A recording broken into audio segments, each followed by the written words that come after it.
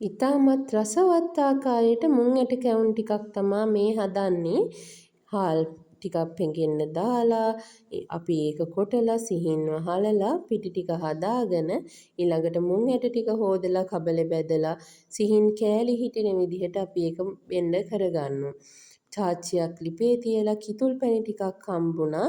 ඒ ටික චාච්චියට දාලා හොඳට නටව ගත්තට පස්සේ නිවෙන්න තියලා අර පිටි මිශ්‍රණ දෙකම ටිකින් ටික දාලා පදම එන විදිහට හොඳට අපි අනා ගන්නවා.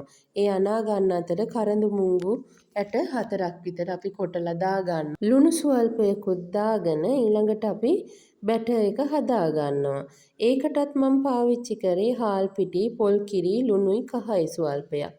ඊළඟට අපි අර තෙල් ටිකක් ලිපේ තියලා ඒක රත් වීගෙන එනකොට කපාගත්ත මුං කැරලි ටික අර බැටර් එකේ දවටලා රන්වන් පාට වෙනකම් බැද ගන්නවා. මෙන්න මෙහිම ලස්සනට කැවුම් ටික හැදෙනවා. ඒ වගේම තමයි දරුවන්ට රසවත් විදිහට ගුණවත් විදිහට කන්න දෙන්න පුළුවන්.